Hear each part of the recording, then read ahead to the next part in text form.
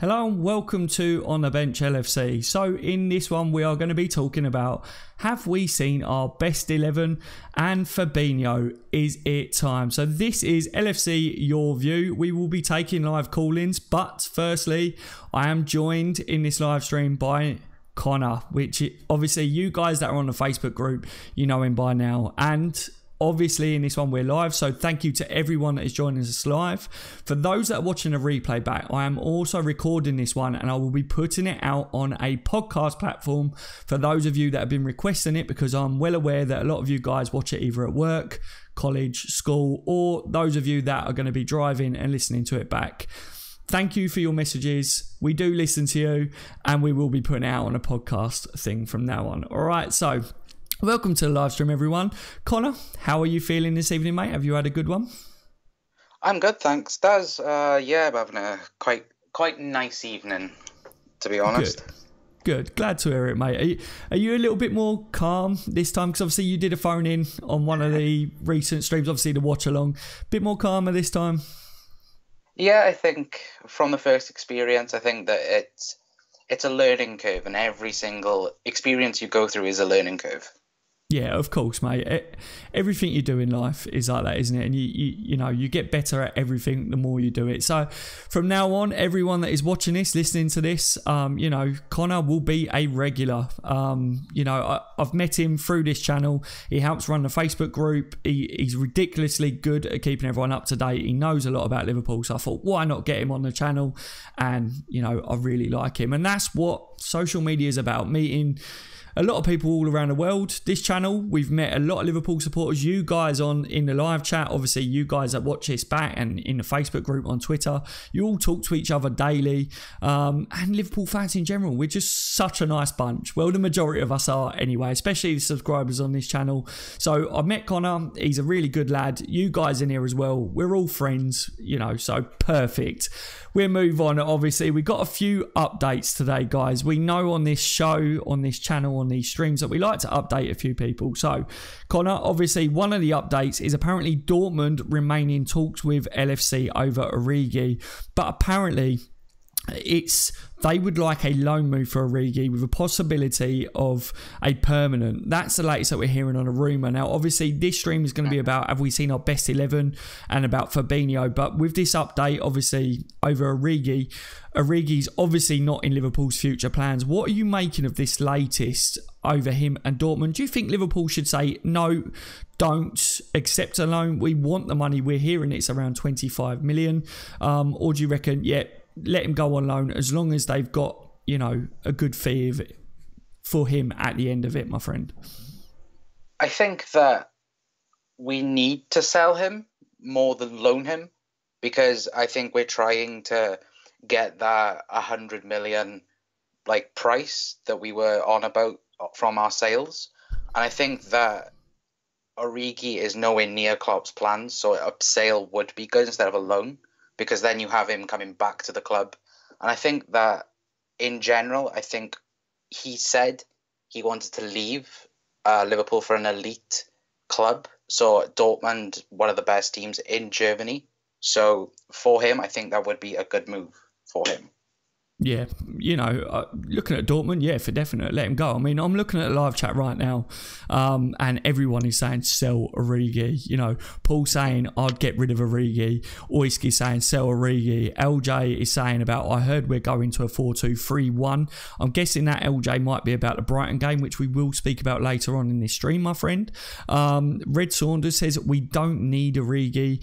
Leon is saying Origi is better than Solanke. So that is very interesting that Leon's brought up. Thank you so much. Thank you to everyone that is joining us live for this. But what's your views on that? Is Origi better than Solanke? I think goal scoring wise, I think yes, because he has the further development than Solanke. But I think under Klopp, I think he's just all about youth at the minute. Obviously bringing in Trent and bringing in Ben Woodburn. I think he'll most likely be going for Solanke more than Origi, because I think he's at this stage where he's like, I cannot give Origi any more than what I can, but I can give Solanke more. So I think selling Origi would be better for Klopp, and to progress Solanke could be better for both club and personnel. Yeah, perfect. You know, I've got Gary here saying he would take 20 million for Origi. Now, interestingly, how much would you guys in the live chat, and for anyone that is listening to this back, obviously leave a comment down below. But for you, Connor, how much do you think that Solanke would be worth right now? I mean, you've got a point to talk about later on in the show that you want to bring up about Karius and the goalkeepers and their value. But how much do you think Solanke would be worth in today's market? I think if we're going off current market, like if we was to straight up sell him, I think we're looking for somewhere between 10, 15 million, because obviously he's come from Chelsea's development system and he's only been for us for a year. But if you look on any way, people are just saying that he's the most up and coming like English striker that's going through the development stages of his career.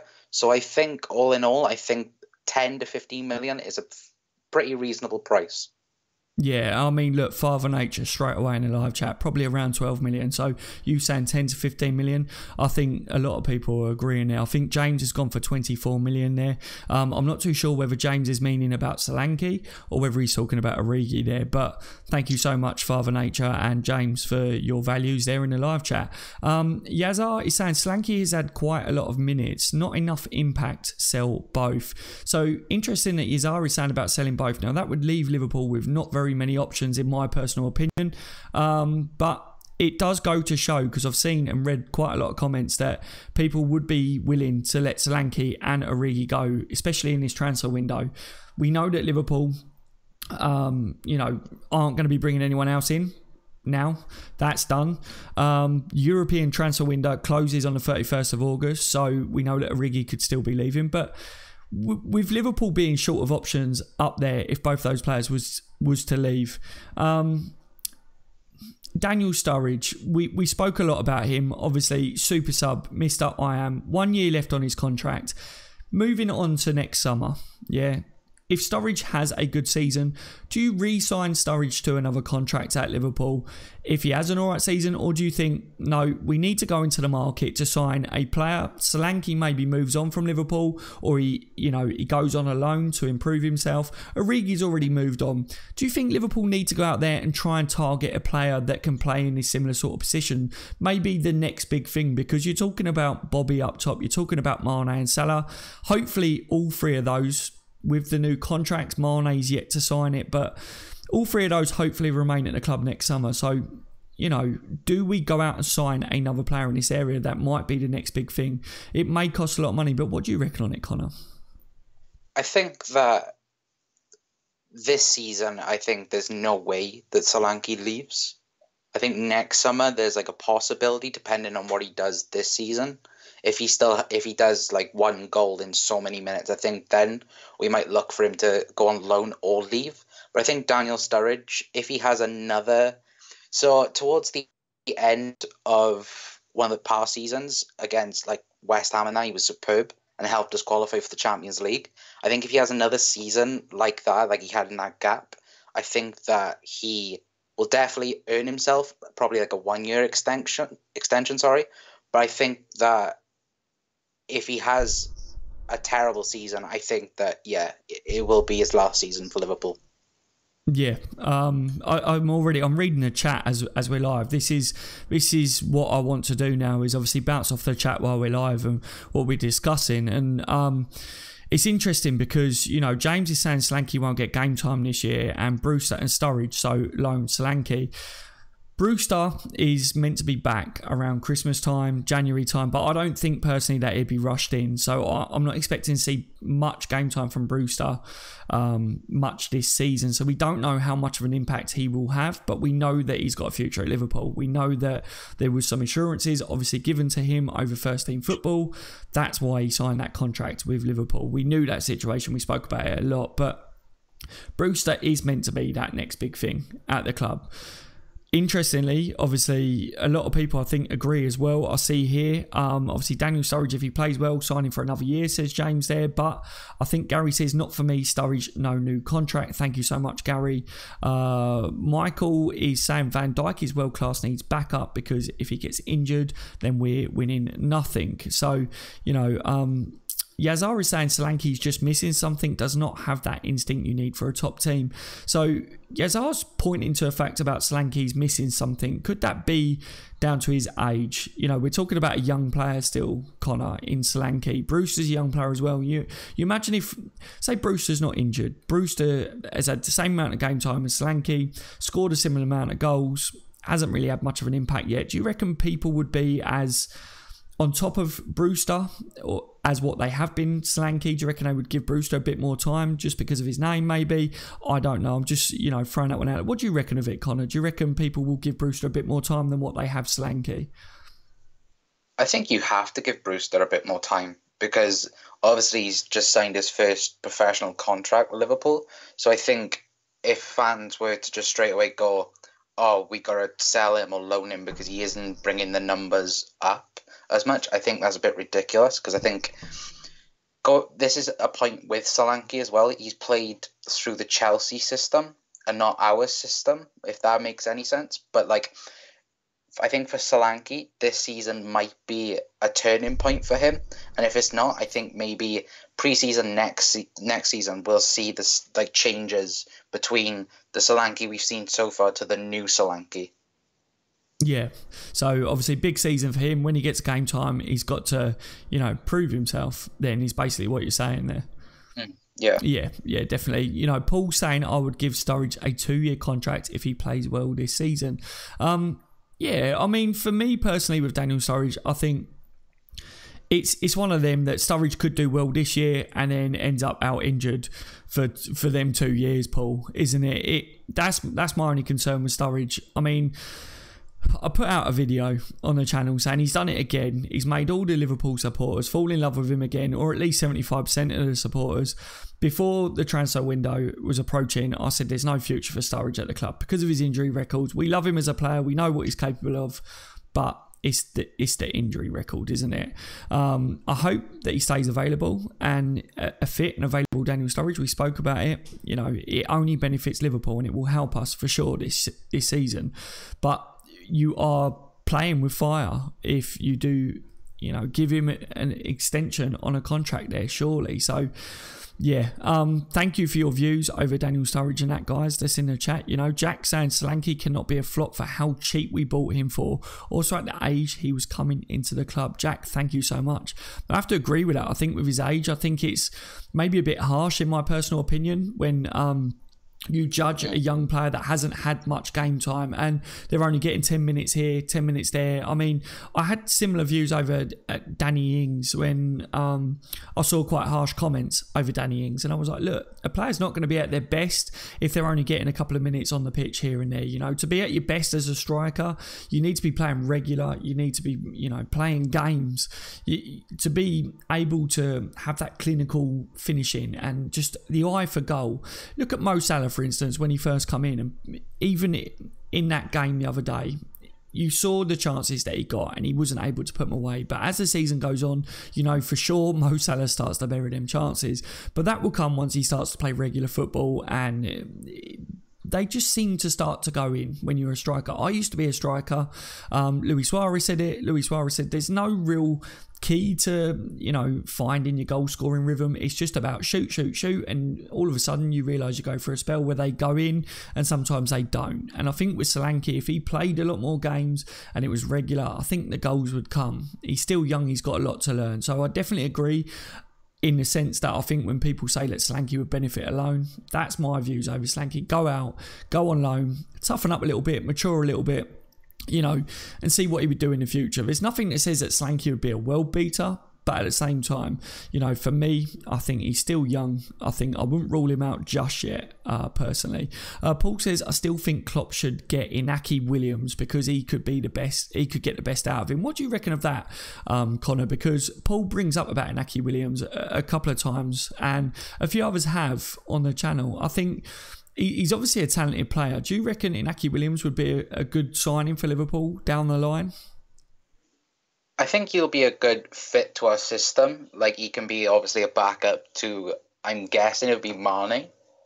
But for him to be a big signing for him, basically for him to get into the starting 11, I think that it's a bit too much. If obviously Mane is injured, then I think Inaki Williams could be perfect signing for this Liverpool team. The way we attack from countering, the pace on him, I think he's probably up there with the best candidates that we could be looking for.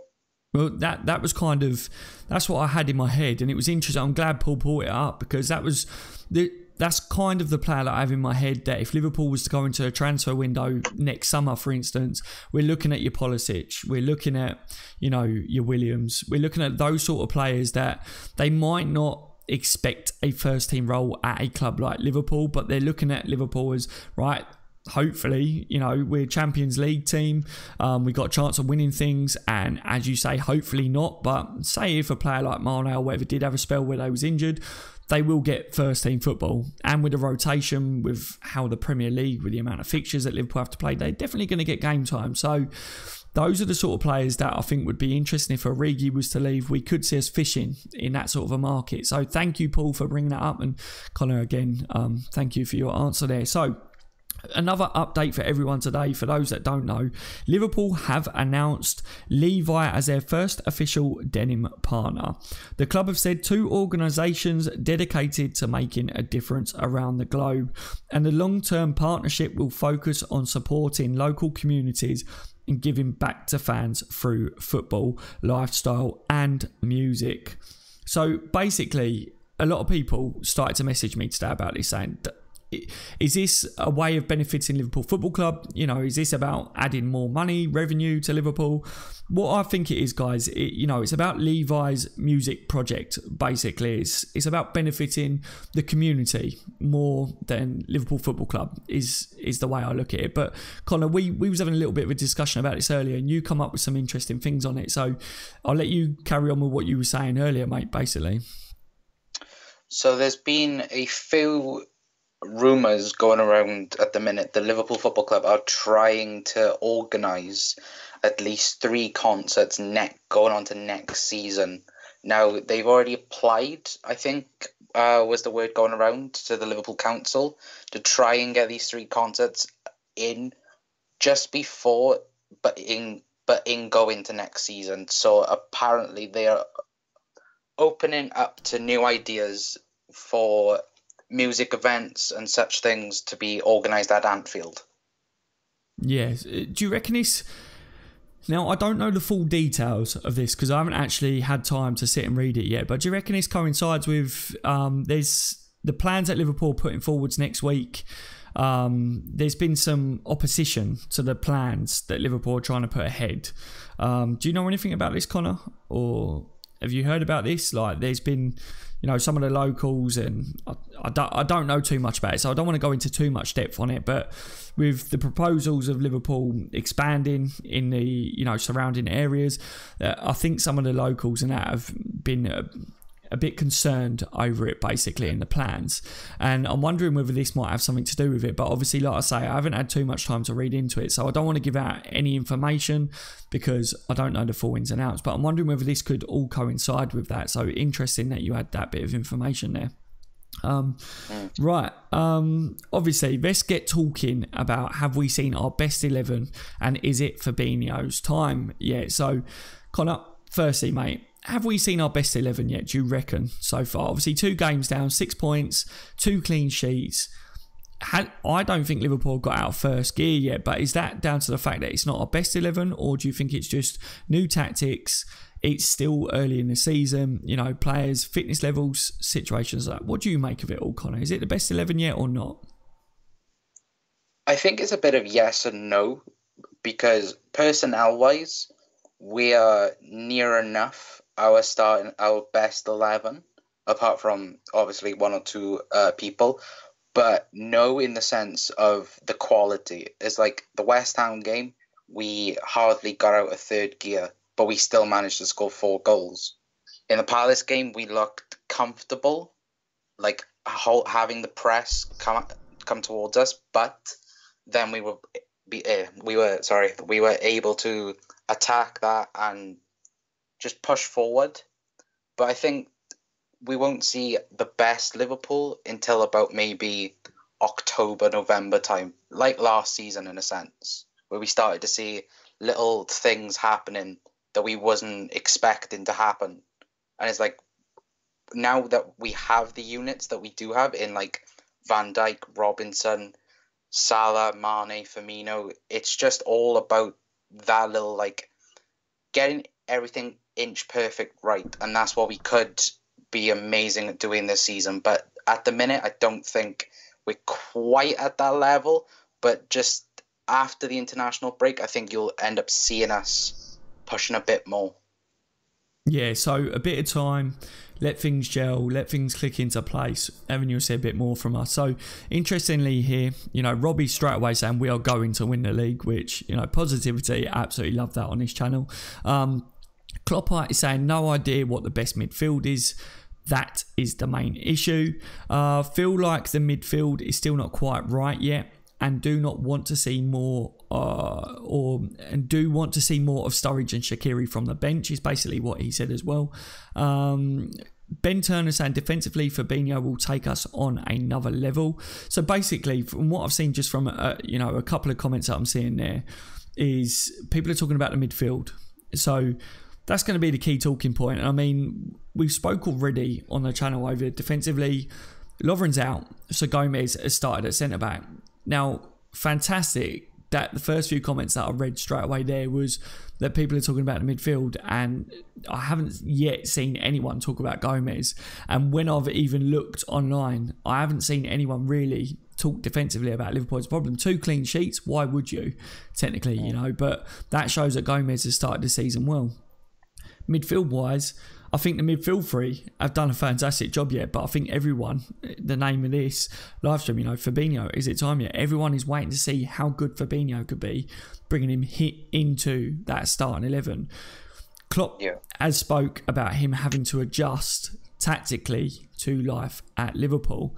Do you reckon Fabinho could, if he was thrown in against Brighton, for instance, do you reckon he would look like he would stick out like a sore thumb on a pitch? Or do you reckon he's that good of a player that he would just do a job? I think that Fabinho would just do a job if he was in there. Does it mean that it would hurt Liverpool's flow of defending and attack? What's your views on that, Connor? If Fabinho was thrown in against Brighton, is he ready? Do you reckon he's training with the lads? Is it time that Fabinho could come in if Gini needs resting, for instance, if Milner needs resting? Is Fabinho ready to play? He's played in pre-season, so what do you reckon? I think Klopp wouldn't have even looked at signing him if he didn't know that he could straight away come into the team and straight away just get that position to his best, not so much ability, but knowing where everyone is in that 6 role. But I think that if he was to come in at Brighton, I think he wouldn't look like a sore thumb. I think he'd be, as we saw in the Torino game, he was a bit too deep. But it was, and Jurgen Klopp has said in pre-season that he was a bit too far deep and he wanted him to move a bit up. So I think since probably the Torino game to up now, I think that's what Jurgen Klopp's been so much training him. I think he's been trying to get him more up the field so he can just push on and maybe can rotate with Gini, so he could be playing a rotation 8 and 6 with Gini.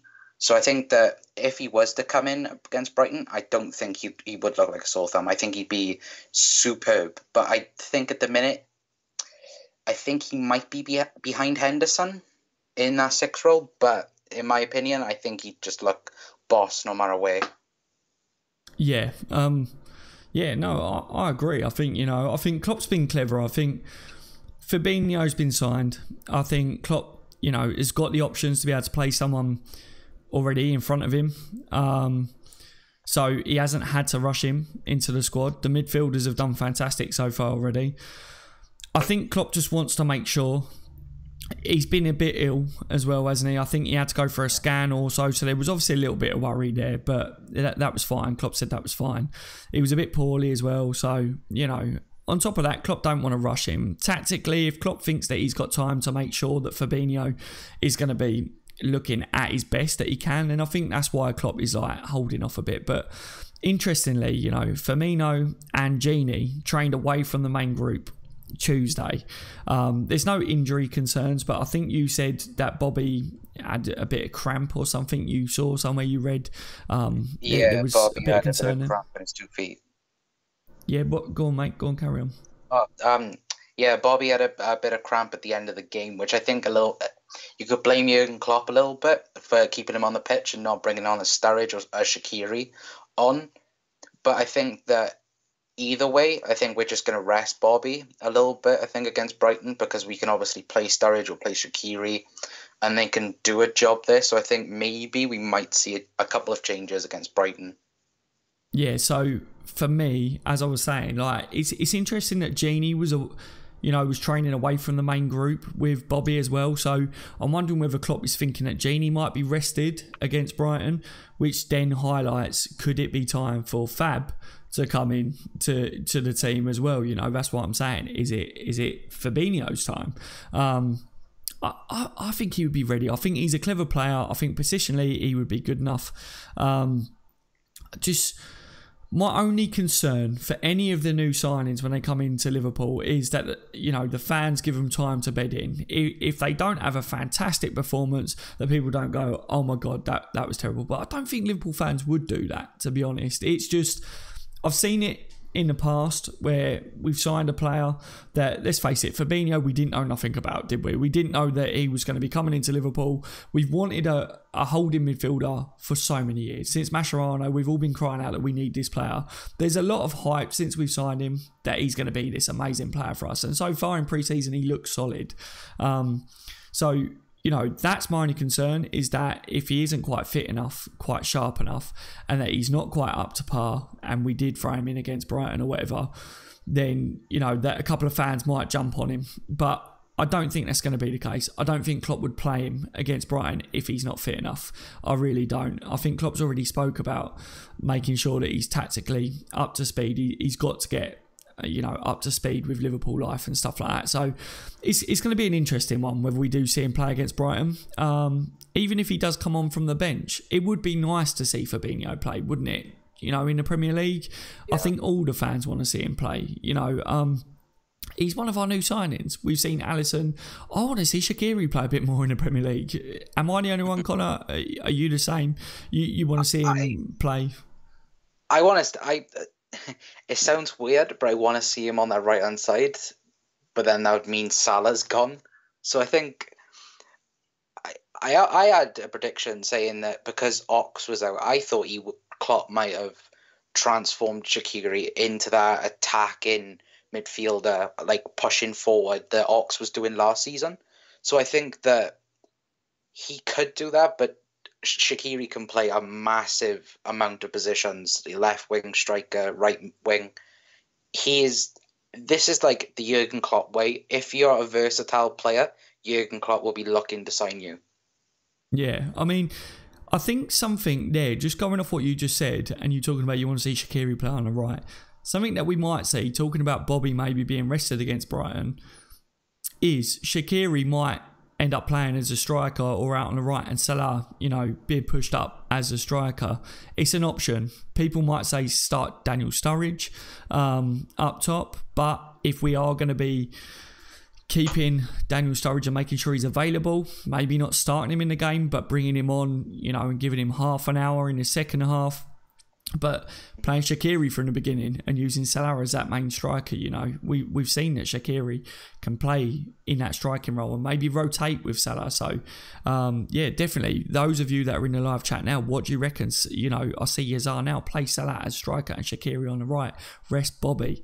That's exactly what I'm saying there. So does anyone else agree in the live stream? Look, James is saying start Sturridge, sub Bobby about 60 minutes. So look, James is saying still start Bobby, but on the 60-minute mark, start Sturridge, sorry, and then bring Bobby on about the 60 minutes mark. So it's interesting stuff. Thank you for joining me, everyone that's just joined. I see everyone coming in saying hi, Daz, like Lalu, Quinn as well. Thank you for joining us live, everyone. We are recording this as a podcast as well. For those that watch it at work, do watch it while they're driving, or listen to it while they're driving. They've requested podcasts. This has been recorded and it will be put out on a podcast thing as well. I will be putting a link in the Facebook group and out on Twitter as well for those of you guys. So yeah, thank you for joining, everyone. Please leave a thumbs up if you haven't done so already. So obviously we're talking about Liverpool's best 11, and one of the main things we've been talking about obviously is Fabinho. Is it his time, and has it been the best? And the midfield has been the main talking point. But talking about Bobby and needing a bit of rest, Daniel Sturridge, it's touchy grounds, isn't it, talking about Daniel Sturridge and should he start this one? And that is just it. And then you're talking about Brewster not available because of being injured. You're talking about Solanke. You know, we already touched on this at the beginning, but that's the options there. So we're seeing play Salah up top, Shaqiri on the right. If Genie's rested, who do you start in the midfield? Who would your midfield three be against Brighton, basically, if Genie's rested? Connor, midfield three against Brighton. Genie's rested. Who'd you go with? Do you throw Fabinho in there? Let me know. I think you play, Henderson, because he had a very solid 20 minutes against Palace. And I think Keita's got to be in that three because he's just so good. And none of us know yet how good he is going to be for this club. And my third position, I think it's tough because I want to put Fabinho in, but I don't think he's going to be playing an 8 role, for example. I think if it will be, I think it'll be Henderson. So I am going to say Fabinho, Henderson, and Keita is my middle three. Fabinho, Henderson and Keita. Yeah, I mean, it's still a solid midfield, and that is the point that we've been talking about, the balance in the last live stream. It's highlighting a balance that Liverpool have got now and options as well. Paul Pugh is saying about playing Solanke in the cup games. Obviously, you know, giving him game time this season, but in the cups. Robbie's just joined the stream. He says, I've just got on the stream. We're not going just yet, Robbie, so welcome to the live stream, my friend. Lalu says, who should we keep, Solanke or Origi? Origi looks like he's the one that's going, so it will be Solanke, I think, my friend. Stephen says, start with the same 11 as Palace. Don't underestimate Brighton. I definitely wouldn't underestimate Brighton, Stephen. I think the reason we're talking about maybe a couple of players needing to be rested is because of what we've heard about Bobby and Genie. They trained away from the main group, and Connor brought to my attention that Bobby apparently had a bit of cramp after the game. There was a bit of concern, wasn't there, over his muscles and, you know, a bit of fatigue there. Yeah. Maybe not being fully up to fitness yet because of the World Cup and stuff like that. So it's early on in the season. So yeah, a couple of players might be rested. DZB's in the building. Welcome to the live stream, my friend. Danny Sin is saying Millie does not need no rest. I don't think so. The amount of Ribena that kid drinks, you know, James Milner does not need resting, does he? I don't think so as well. But Kloppite is saying Milner needs a wee rest though. So Kloppite obviously thinks that Milner needs a bit of a rest. Connor, are you the same with that? Do you think James Milner needs a rest against Brighton or not? I think the man's just a machine, really. He can play all 38 games if he wants to. Yeah, but I think there's one guy that we're actually forgetting about, and that's Adam Lallana. Yeah, would you put him in? About Adam Lallana. I don't know, because I feel like sometimes he almost plays like a free roam position where like he can go from the left to the right, and then if he does lose the ball, that right hand side of the midfield is just empty and people can just exploit that. So I think you have to play disciplined against Brighton, because we obviously saw what they did against Manchester United, even though United are a bombshell at the minute.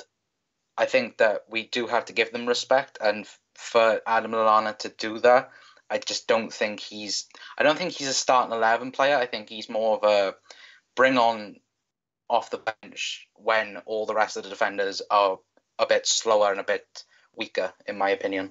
Yeah, see out the game kind of player at the moment, especially coming off the injuries that he had last season. I can definitely see what you're saying there about Lallana. I think Lallana's a quality player, but yeah, for sure. Paul Pugh is saying rest James Milner. James is saying Keita, Fabinho and Henderson as his midfield three. Keith is saying, why does Liverpool have so many problems even though we have the players? That's an interesting question there by Keith. It is very true as well. Quinn says Keita and Fabinho in centre midfield, then Shaq in at cam. So obviously, yeah, it's talking about putting Shaq as that, the creator almost. You've got Keita and Fabinho holding the play up, being the two sitters, and giving Shaqiri the free role that we kind of saw in his first performance from Liverpool. So yeah, I would like to see that definitely used again throughout this season. Could it be the game against Brighton? We shall see. Kenny says Keita, Fabinho and Henderson as his midfield three. So a lot of people are going with Keita and Fabinho and Jordan Henderson, basically is what I'm seeing here. You've got the legs with Hendo for definite and the captain. So Fabinho having his first Premier League game, if you've got the experience of the Premier League in Hendo and Liverpool's captain, and then you've got Naby Keita, which, let's face it, he's Naby bloody Keita, isn't he? We know his performances so far, and he's only going to get better and better, I think, every week. James says, who's the guy you are speaking to? Want to sub to his channel? It's Connor. So yeah, Connor, if you want to leave a comment in the live chat, mate, he wants to sub to your channel. Tanner says, Daz, I'm sorry to say, but you're going to lose many supporters by allowing Paul to abuse his admin powers.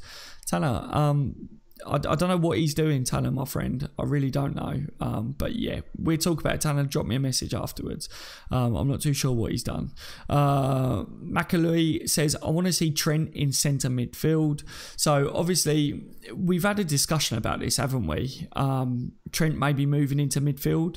And I think I did read somewhere that before Oxlade-Chamberlain ends up coming back from injury, Trent possibly may have been moved into centre mid already, but I don't know how true that is, because why would you as Trent, Connor, why would you move to midfield when you're already the starter at right back? Klein's not getting in at right back, is he? So what's your views on that? Does Trent move to centre mid, or does he stay where he is?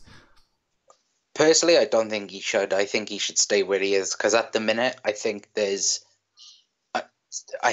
is only one better right back in the Premier League, and that's Kyle Walker, in my opinion. But I think for Trent, his idol was Steven Gerrard, so he wants to play in that midfield. And I think in the under-23s or the under-18s or whatever it was, I think he did play a bit of midfield. But for me at the minute, I think that he is just superb at that right back position. And Klein has... At the minute, I can only see Klein playing cup games, because Trent at the minute is just on fire. Yeah, and, we're seeing performances from Trent where you've got to say, if you're being honest, Trent's his end product isn't there yet in these games, but we're still talking about Trent as having good performances, and that just goes to show when Trent's end product is on point as well, how good of a player that youngster is. He's amazing, isn't he? He's still picking off good passes, but we've seen games where that lad can, every pass into the box has just been ridiculous. So, he's got an amazing future. And if I was Trent right now, I would start right back. Yes, he could move into midfield. Yes, he could be a devastating midfielder as well. But like you say, Kyle Walker's a quality right back as well, but Trent could be pushing Walker for sure in years to come. DZB's in the building and has said, Daz, what will the score be against Brighton? If we score early, DZ, I think Liverpool could end up getting a good few goals in this game. If we don't get an early goal in it, then it could be a close one. So you've either got a scoreline of, say, 2-0 to Liverpool if we don't get an early goal in it. If we score early, then it could be like a 4-0, 4-1. I would like to see another clean sheet. Yes, I don't take them lightly. I know what they did to Manchester United, but I'm looking at Liverpool's first 2 games. I'm looking at 2 clean sheets. I'm looking at each game that goes by. I want to see, a progression in the way Liverpool manage their games and get better and better in the way we play. We could see a different team that plays in this one. We're talking about Bobby maybe rested. If that's the case, we might not be as potent up top, but who knows, it might work in our favour as well, because they might be looking at how to stop Bobby, Salah, Mane, and then all of a sudden Sturridge plays in this one and has a game of his life or something, gets 2 goals, who knows. So yeah, what about you, Colin? What's your score prediction? Everyone that's in the live chat, anyone who's watching this back on the replay, leave in the comment section down below your score prediction. I think my prediction, like you said, if we get an early goal, I can expect us to score maybe 3 or 4. But I think if it's like the Palace game where we're trying to break down that defence and trying to get the goal desperately, more than like just waiting our turn and then like little spaces will show up.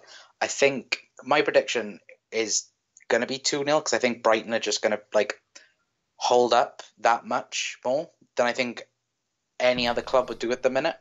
But then I can see us going, like someone mentioned earlier on, going to a 4-2-3-1. Yep. So I think that maybe Shaqiri could probably play up front, and then maybe Keita can play in the more attacking midfielder role, and then them two could switch over. So you see, or maybe you'll see maybe Shaqiri and Keita play an attacking midfielder role, and you'll have Salah and Mane up front. Yeah, there's options. Again, there's options. We could play a number of different ways, and surely that only gives Brighton a headache as to trying to work out how Liverpool come at them, you know, how we're going to play. And it's good. It's good to see that Liverpool have got tactically an advantage this season with the different personnel that we've got now and the players that we've got. We can definitely set up a lot different to what I think we could have done last season. I'm just going to go into the live chat here to get some of the score predictions for this game. We've got Oiskid saying a simple 2-0. We've got Phillips as well, they're saying 4-0. Lalu saying 4-0. Baz is saying 3-0 as well. Jack has got 4-0 to Liverpool. James is saying 3-0 or a 3-1. So interestingly, loads of people with that clean sheet again. Scotty's saying 3-0 to Liverpool as well. Paul's got 7-0 to Liverpool, so Paul's going big. Johnny's going 3-0. Hero's got a 6-1. So Hero's going for a big scoreline there. Not a clean sheet to Liverpool, but he reckons Brighton's going to get a goal there, but Liverpool, you know, are going to react with scoring 6 goals. So that's very interesting. Kloppite's got 4-0, I think that was there. Let me just try and get back. The chat has definitely just jumped like massively there. Yeah, Eric's gone with a 3-1. Lubak's got 3-1 to us as well. Kevin Smith is a 2-0. Kloppite's 4-0 to Liverpool. So thank you so much. Hem's got a 4-1. Leon's got 5-0. Massive. Quinn's got 11-0. Wow, Quinn. That's a massive scoreline. So thank you so much to everyone with that. Royson's got 5 to Liverpool. Owen 4-0. Thank you so much to everyone. And obviously, if you leave a comment, if you're watching this back on a replay, thank you so much for your score predictions. It's an interesting one because we shouldn't take them lightly, for definite. We know what they did against Man United, but Manchester United at the moment, I don't see them doing very well this year unless they get luck, and we know that they're a lucky team. Liverpool this season, we're a different sort of team to anyone else out there. I think Man City are the only team that is similar to what Liverpool are in the fact that we can confidently say that we match anyone and are better than anyone. You know, the quality throughout the squad, the way we play, the aggressiveness throughout the squad, the team. You know, Brighton are no different to any other team in the league. They are going to be scared to be playing Liverpool. City are the only team in the league that know that they've got the quality to hurt Liverpool, but City will also be scared to play Liverpool. You know, so I would say that Brighton are going to be really nervous coming into this, and hopefully Liverpool are confident. Don't underestimate them, but go in there. And like I say, if we score early and we get at them and rattle them, then I can see Liverpool getting a good few goals in this. So thank you to everyone with a prediction. I mean, Robbie's got a 32-0 score prediction. That's ridiculous. Robbie, if you put any money on that, let me know what the odds are on that one for definite. Got an interesting stat here. So we've been talking about Alisson recently and how good he's been, and his distribution has been ridiculous. But I was talking to you earlier, Connor, and was saying Alisson, since he's been in, has had, you know, the first 2 Premier League games, 17 long passes, and of them, 14 have been completed. How good do you think he is going to be against Brighton again? Do you think we're going to see more? Do you think he's going to get better with his distribution? Do you think it's possible that he gets better? Do you think he's actually going to be tested against Brighton? Because let's face it, you know, I'm a realist. I'm going to be honest here, right? I've seen a quality performance from him in that last game in the sense of his distribution was ridiculous. He's a confident keeper. He comes out, he does what he's got to do. Yeah, a couple of good saves as well, but have we seen Alisson tested yet seriously tested in between the sticks? I would say not. What's your views on it?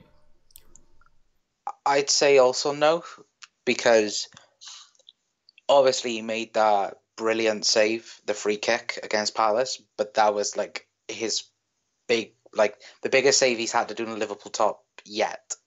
But I think as far as have we seen the best of Alisson yet, then that's no.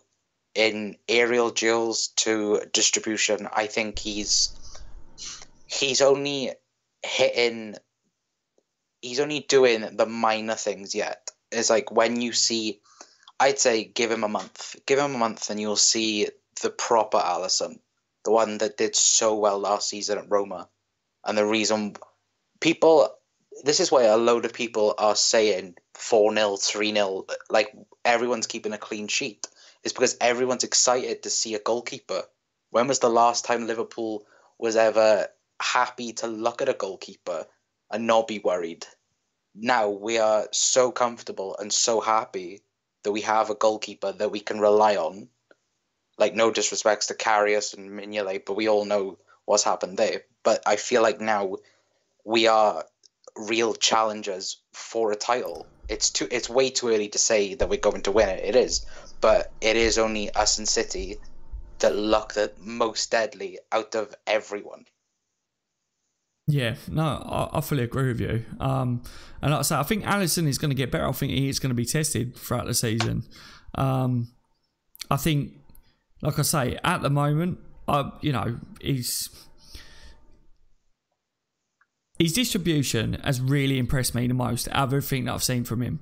People talk about how beautiful he is as well in his beard, and they talk about we finally can forget about the goalkeeping situation, and yeah, I agree with that. I think we can. I think we've got to. I think as Liverpool fans, I think we have actually got to put this whole goalkeeping situation thing to bed, because it's been too long, hasn't it? It really has. It's been one of them scenarios where us as fans we just haven't been able to forget about it. And now we've signed a top goalkeeper in. And I kind of feel like you are almost waiting for him to make a mistake, and you don't want to feel like that. But I'm not the only fan. I mean, you've just said there. And anyone that's watching this or listening to this now, when you watch the other team, we're in the Premier League now, 2 games in. The other team gets a free kick or they have a shot on goal, and you're nervous. I'm nervous, and you shouldn't be. He's a top goalkeeper, but it's just because of what we've been used to.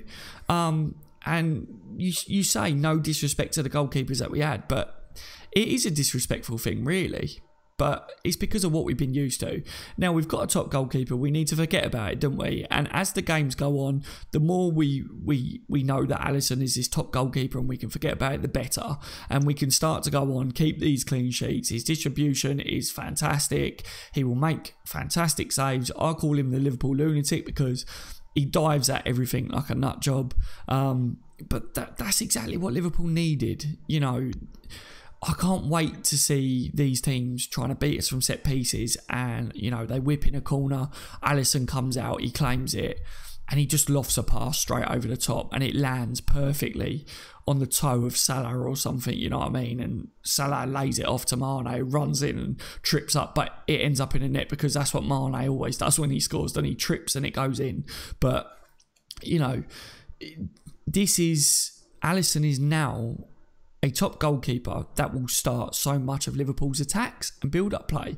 And you already see the confidence that he's given to the defence and to the midfield even. You look at some of our midfielders, when the other teams are pressing us now, they look to pass back to Alisson, and that's because they're confident that we've got a keeper that is confident with his feet. So I think it's amazing. And like I say, yes, he hasn't been tested yet, but he's exactly what we needed in between the sticks. And, the fee... Everyone says we should forget about the fee, but let's face it, I think the fee has helped the confidence of the other players as well, because they're looking at this, Liverpool have just spent all this money on this keeper. We know he's a good goalkeeper, but also, he's one of the most expensive goalkeepers in the world. So even if they hadn't watched too much of him, they know that he's a quality goalkeeper just because of the fee. Similar with Van Dijk, and you've seen some of the interviews and players say, well, look at how much he cost. He better be one of the best centre-backs in the world, it's just it's one of them things. It's a bit of arrogance, isn't it? And Liverpool needed some players that. Not arrogant as in personality, but they are classed as the most expensive out there, the best, and that's what we needed. And we've got Virgil, we've got Alisson, we've got Naby Keita, we've got Salah, which was breaking records last year, and the other players are all quality as well. But the list is endless. You speak to many Liverpool fans now, and you go, "Who do you want to get on the back of your shirt, Connor? Who do you want to get on the back of your shirt, mate?" I bet there's at least 2 or 3 players that you have to pick between. I think for the first time, I think you could have any player on the back of your shirt and no one will look at you different. Yeah. Like, obviously, some people will have like a rant, like Adam Bogdan. Some people might have that, which if you do have that, I feel sorry for you. But everyone in that team is so important to. If one player goes missing, we are just literally, all of us we're a bit panicky. So it's like, going a bit off topic, but like if, for example, if Salah got injured for the whole season, all of us would be a bit panicky, but we just know we have like, not at the same level, but like around the same level of players that we can go to. And to me, it's Naby Keita, because I think Naby Keita I think he's probably going to be our best player for the next 10 years for definite. Yeah, he's a ridiculous player, and he's only going to get better. You look at his age. I hope that we keep him throughout his prime years, because if we do, wow, we're going to be able to experience some really good players.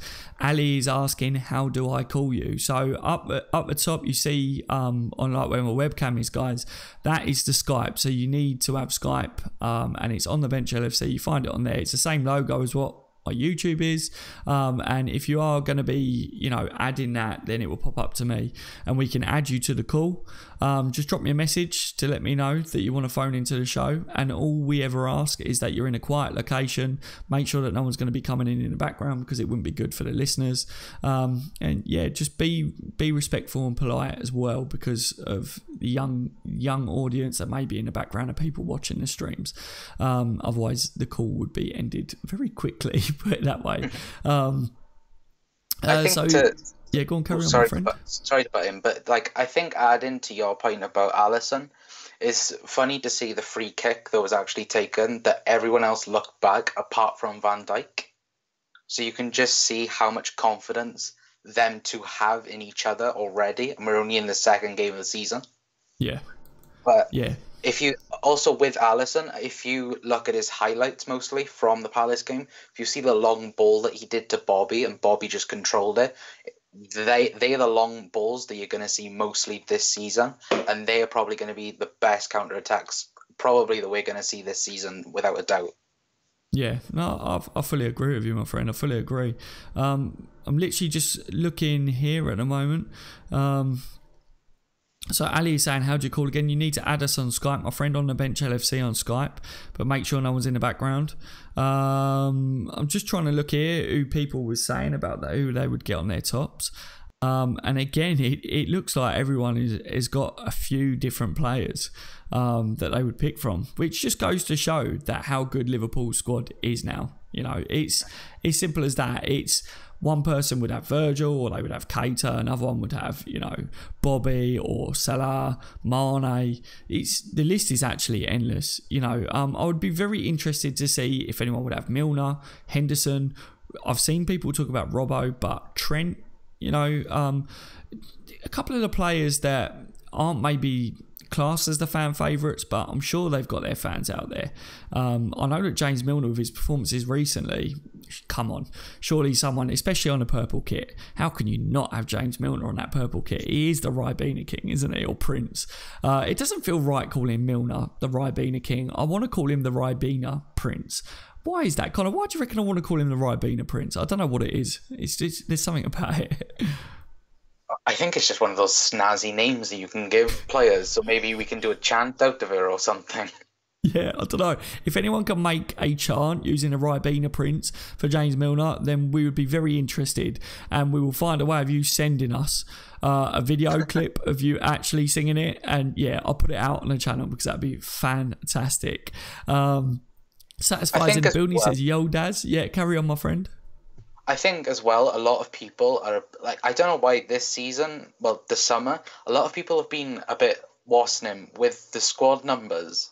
A lot of people have been a bit agitated by them. It's like I've seen some people say, oh, change Klein and Trent. Trent should be number 2. Milner shouldn't be number 7. It's like Milner's one of our top players, and number 7 is, yeah, it is an iconic number at Liverpool, but Milner at the minute is living up to that number, in my opinion.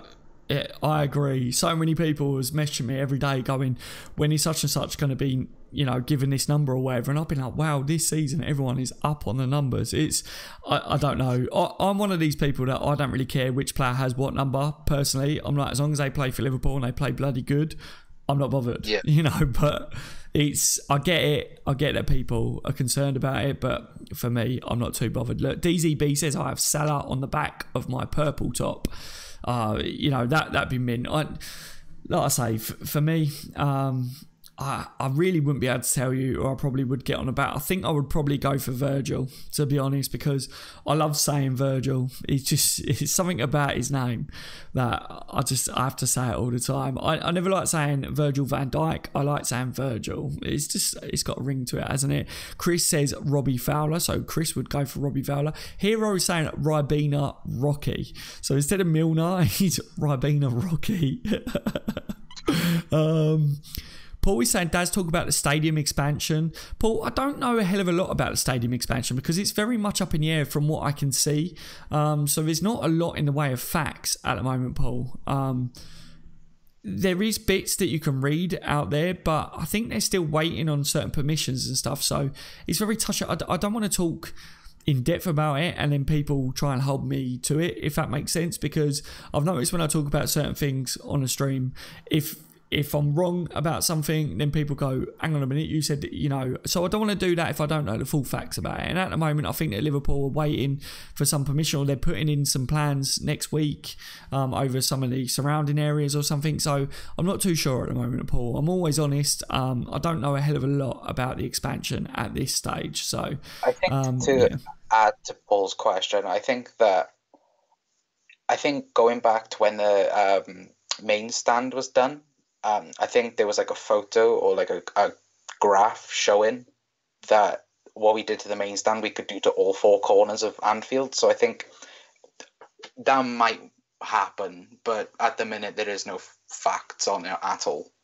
Yeah, I think that's kind of where my head's at. Every time I've tried to look into it, I read one article and then it says one thing. I read another article and it says something slightly different. And I'm like, okay, so there's nothing in the way of evidence, apart from what I have already spoke about on the channel.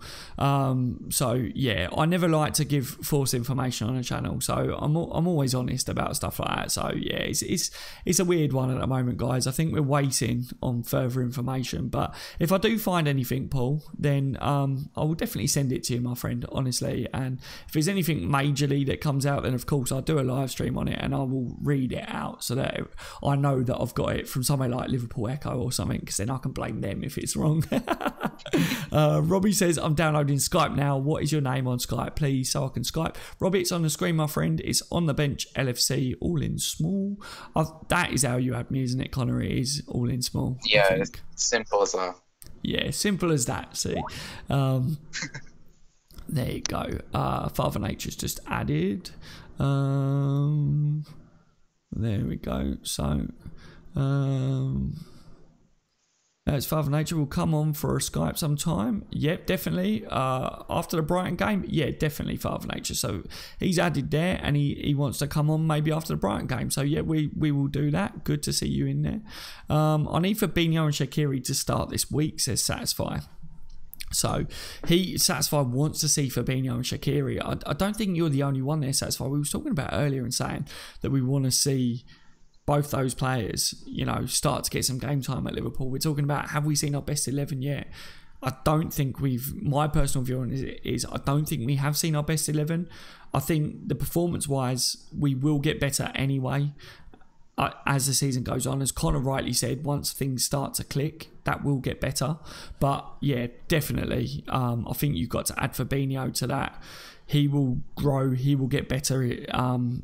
Once he starts to get game time for us, he's going to be solid. He will be that holding midfielder that we've been crying out for. Is he going to be better than Jordan Henderson? I would like to say in the holding role, yes. There'll be a lot more rotation, so I don't expect to see, a given that one player will start for definite every week. I think we will see a lot more rotation as the season goes on.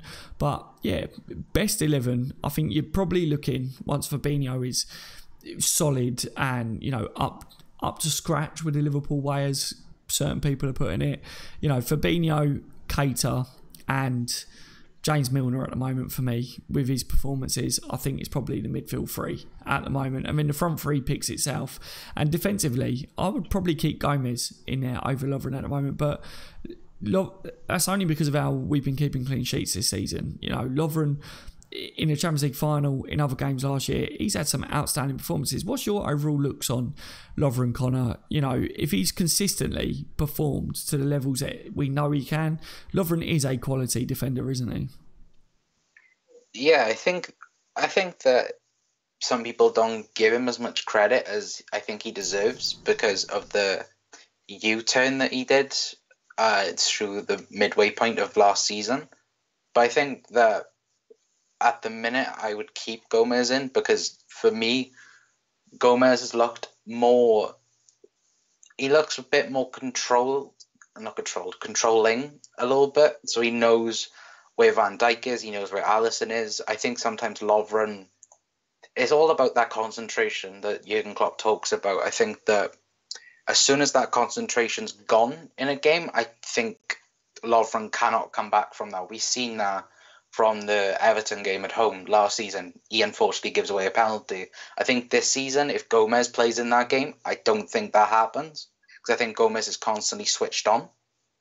Yeah. But at the minute, like I said, I think at the minute, Gomez keeps his place unless in the international break an injury happens, which obviously always happens to Liverpool, where someone gets injured. So unfortunately, that might be the case. But unless there is an injury, I don't think Lovren gets back in that team. So you think Gomez has been, that good that Lovren doesn't get back in? So that's a very interesting thing there. And I've touched on it before, saying Lovren, might have to fight to get back in, especially if we keep keeping clean sheets. So thank you so much, Connor. Stuart Jackson has made up a song here, right? And it's to the music, man. He says, he is a Beaner Prince, he comes from around your way and he can play. Where can he play? He plays in the midfield, running here and running there, running around everywhere. And it goes on, apparently. So I want to hear more of that, Stuart Jackson. Okay, because you've just got me to sing on live stream and on the podcast because it's being recorded. First ever podcast that's being recorded and put out on a podcast thing. So yes, thank you very much for that, Stuart Jackson. I appreciate it. And yeah, I'm sure the people listening back to the podcast will absolutely appreciate that as well. Not... Paul says, can Liverpool win trophies this season, or is it going to be another so close yet so far season? So Connor, do you think we can win trophies this season? That's actually a really good question. I think we can win trophies, but it all depends which trophy, because I feel like even if we do win a trophy, I think for some people, I think they'll be a bit disappointed if it's a Carabao Cup or an FA Cup. I think realistically everyone wants a Champions League, a Premier League, but I think for progression wise, I think any trophy will be good this season. At the minute I would take an FA Cup and a second place. If you were to say that to me right now, I would have that happily. Yeah. Hold on 2 seconds. There you go. Yeah, definitely. I think I have to agree that I think, that to me would be progression. Winning some silverware, definitely, I would take it. So, yeah, it's a great question by Paul. Is it going to be another season of so close yet so far? People keep talking about, would we then be questioning Klopp? it's the same old question, isn't it? I think Liverpool, with the squad that we've got, we need to be trying to target silverware, don't we, this season for definite. Michaeli says Virgil van Dijk is a perfect partner for Gomez. I think that is, my friend. Yes, I think so. I think Virgil van Dijk and Gomez work very well so far with each other. I think they've bonded. Mentally, they look like they seem to, when one drops deeper, the other one goes forwards. It just looks like it's working at the moment. Hopefully that gets better and better as well. Or he says, Daz, what position do you think our next big money signing will be? Wow, that is a very, very good question. I think if you're looking at where we probably need to sign one,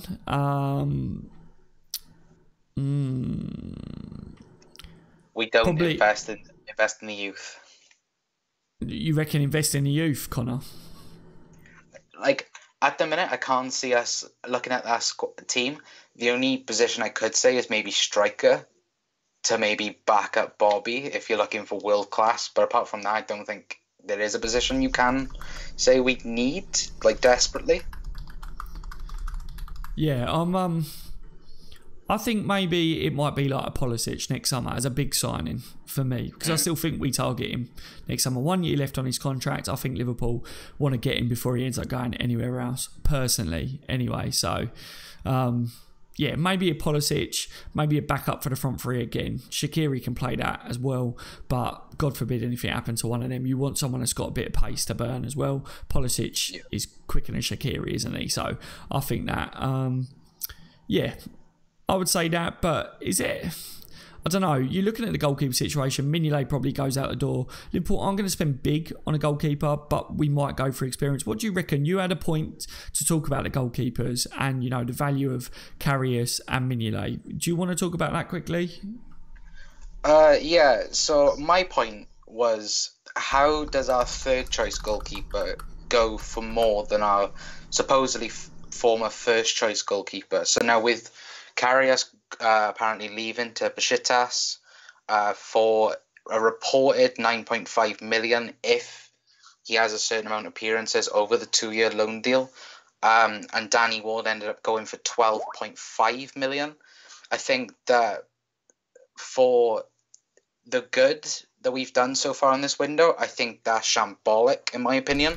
And the apparent rumour was, if Simon Mignolet was to leave to Fulham, it would either A, be on a loan, or B, it would be £6 million, which I think for a full international and a 30-year-old goalkeeper that still has at least 10 years in him, I think that is shambolic, because he should at least go for at least 15, 20 million. Yeah, and even I agree. And even though Karius has made mistakes, I think that he should at least be going for 15 million. Yeah, this is kind of like my bugbear of it. I think, we all know that Mignolet and Karius probably wasn't good enough in the sense of, for Liverpool Football Club. But you're talking about, like we said, Danny Ward and the fee that he went, and he's a third choice goalkeeper at Liverpool that didn't get any game time. You can't tell me that Simon Mignolet and Karius that did can't, we can't get a fee, at least what we got for Ward. That's just ridiculous. Absolutely ridiculous. It's laughable. It's not laughable because we're Liverpool Football Club and we should be getting more fees for these goalkeepers. We've been talking about, Liverpool have done really well recently with the fees that they've been getting.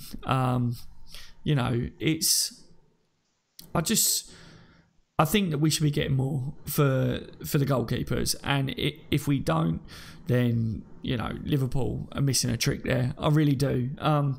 Both them goalkeepers could go to another league, to another club, and do a job. It just didn't work out for Liverpool. Both of them would be good enough for other teams, in my opinion. We went and signed a big goalkeeper for a lot of money. Receiving a good fee for both them goalkeepers would help recoup some of the money for Alisson. And people might say it doesn't matter, we don't care about how much we get for them goalkeepers. In the sense of, if we got some of the money back, that we spent on Alisson, it might mean that we spend quite a lot of money on another big player. Some people still want Fekir, people want Pulisic. we might end up being able to land a Fekir in the next transfer window if we did get more money for, say, Karius or Mignolet. Do you see what I'm saying? So that's where my head is at with it. Yeah.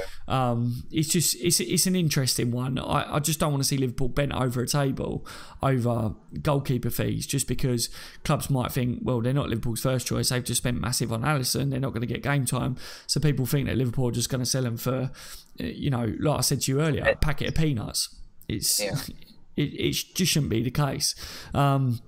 We've got, I think it's Ali here that wanted to call in. Let me just have a look. Let me try and get him in. I need to see if I can get him in on a show here. 2 seconds, guys. If I can.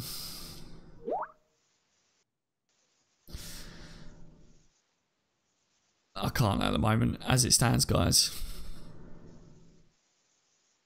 I don't know why. It's because his name's not coming up on the thing. So, yeah, if anyone's got a question quickly for me or Connor, obviously we've been going for an hour, so we are recording this on the podcast.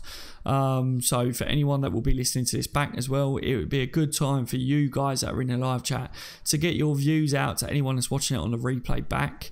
And please leave a thumbs up as well if you've enjoyed what me and Connor have been talking about so far. Obviously, the main topic has been, have we seen the best 11? Fabinho, is it time for him against Brighton?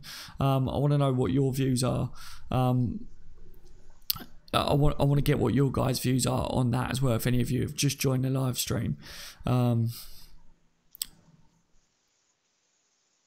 Paul, he's a Liverpool supporter. Gomez here has had 2 games. Lovren spent the summer at a Champions League final, then a World Cup final, says Klopp. So obviously we're talking here about Lovren, more experience is basically what Klopp is trying to say there. Do you remember Brendan Rodgers' LFC document? Connor, did you watch that? Yeah, I watched that. Did you enjoy it? Was it something that you enjoyed, or do you just think that Brendan Rodgers just, loved himself, basically? I actually would have. I think it was done the season before we nearly won the league. So I think I would have liked this. I would have liked that to been in the season we almost won the league. But yeah, no. To be honest, I'd like to see. So like the Manchester City documentary that is currently out. I'd love that to be us this season and see what goes on behind the scenes at Liverpool. Yeah. Yeah, no, I would really like to see something like that as well. Just to find out a bit more. I don't like it. Something I really don't like is when, maybe when Klopp is on Sky or something and they ask him about tactics and Klopp goes into depth, or the players go into depth and they talk about our tactics. I'm like, shut up.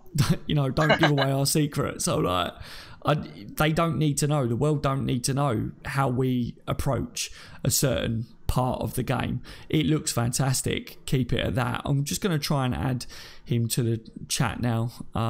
Just calling him. Just see whether this works. We trying to get him in, but yeah.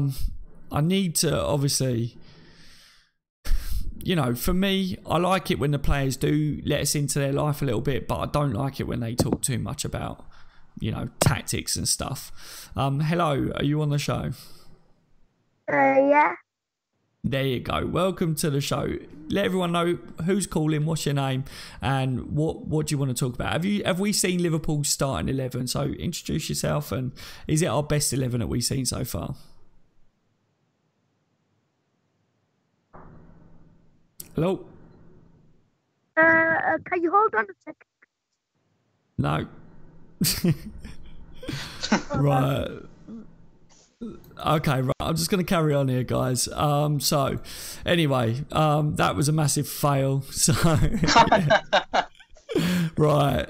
So for anyone in future, obviously, because we're recording the podcast and stuff, if you're going to call into the show and stuff, like I say, please be respectful and just bear in mind that there are listeners that are watching and stuff like that they need to hear constant chatter and stuff like that. So yeah, sorry to waste people's time. Liam says, what a waste of time. Yeah, you know, just bear that in mind for anyone that calls in. Coleman is underrated, says Junior. Yeah, he is, my friend. I think so anyway. Do you think if Chelsea drop off points, Man United, Tottenham and Man City drop off points too, we can win the league? Connor, what do you reckon of that? Kevin with a good question there. I think it eases the pressure off us, to be honest with you, because we haven't got anyone from behind then trying to overtake us in the league. But I think to be honest with you, I think it's just between us and City. Like, I think the only other team that looks threatening at the minute is Chelsea. Yeah. Because they've just gone on one, like, the new managers like playing attacking football like Liverpool, but not as good, in my opinion, yet. But to be fair, it is a new manager, and I just don't think... I think because they appointed him so late on in the summer, I just don't think they're ready yet to get in between us and City or get anywhere near the title. Yeah.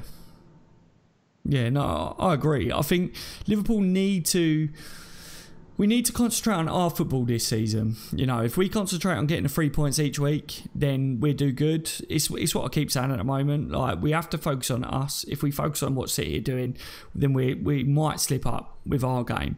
But if the teams around us start to slip up, then Liverpool need to be ready to react to that at the same time.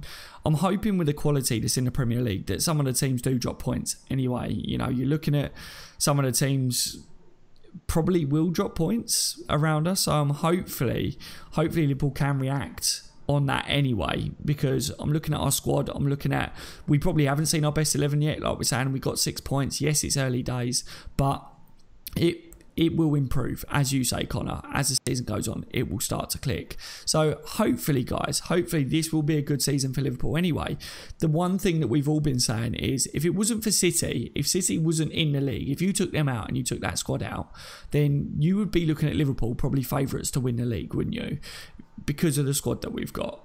It is true. And it's irrelevant to the money that's spent. If you're just looking at the manager that we got, the style of football that we play, how good we did to get to the Champions League final last year, and then the players that we've added as well to that team, you know, we are a powerful squad. We are a powerful team.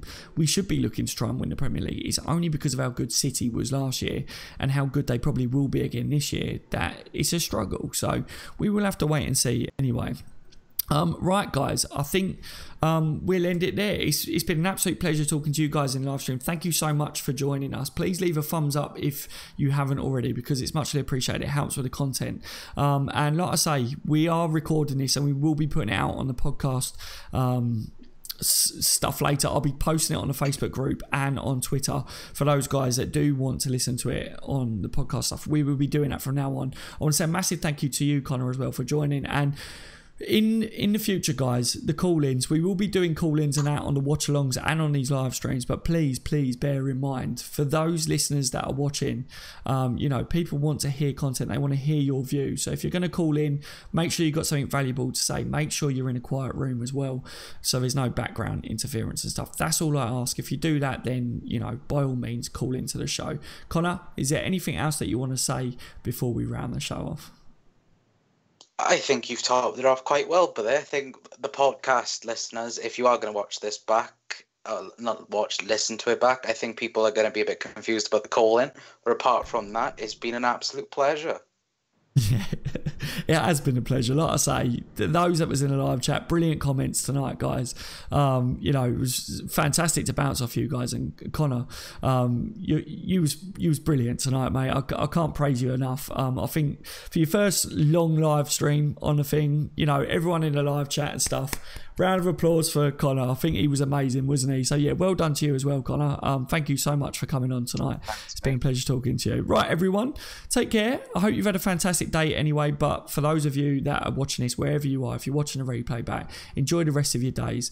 And yeah, obviously, starting 11, to summarise everything that we've been speaking about, probably isn't the best yet. It will get better anyway. Fabinho, does he get thrown in against Brighton?